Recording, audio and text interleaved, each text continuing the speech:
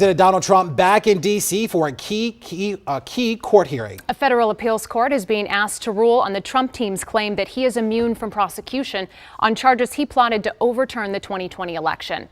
Our Eric Flack is live down at the federal courthouse. Eric, we just heard the former president speaking. Wanted to get to you to break down some of those details. Yeah, the former president is making the unprecedented claim that a former president cannot be convicted or charged with any crime related to his time in office unless he is or they are both impeached and convicted by Congress first. Now, this is the second appearance by Trump in a D.C. courtroom on felony charges. He conspired to overturn the 2020 election. A judge has already rejected Trump's immunity claims once, claiming that his time as president did not, quote, bestow on him the divine right of kings to evade the criminal accountability that governs his fellow citizens. But Trump's legal team is appealing the ruling to the D.C. Circuit Court. The case could ultimately end up in front of the Supreme Court. Trump's attorney argued the former president's prosecution sets a dangerous precedent that would allow future presidents to be criminally prosecuted for political reasons. And the former president echoed that message when he met with reporters just a couple of moments ago.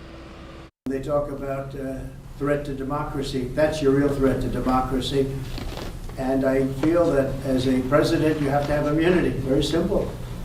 And if you don't, as an example, if this case were lost on immunity and I did nothing wrong, absolutely nothing wrong.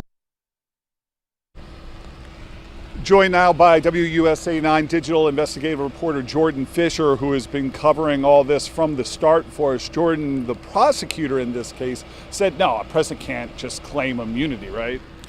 Yeah, what we heard from James Pierce, the assistant special counsel, is essentially that, and what we heard from the circuit, as a matter of fact, is that Trump's argument is essentially that he could sell military secrets, he could sell political pardons, he could even, as one circuit judge asked, send SEAL Team 6 to assassinate a political rival. And under his argument, there's no way he could be criminally prosecuted unless, as you said earlier, he was first convicted in the Senate. It's the Justice Department's position that that is absolutely false. What do you think the judges thought of this? They seem skeptical to me.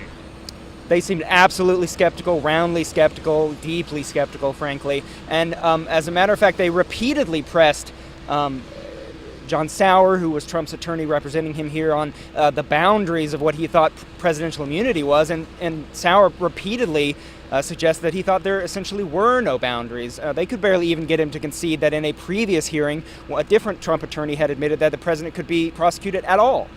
What is the long-term impact on the 2024 election with this case?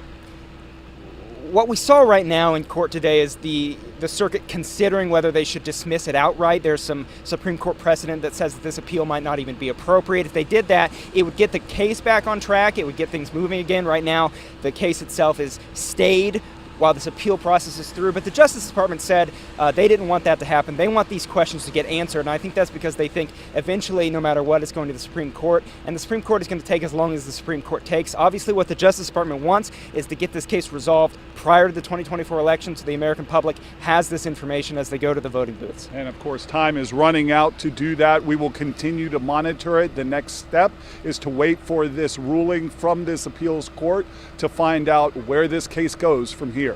Back to you guys in the studio.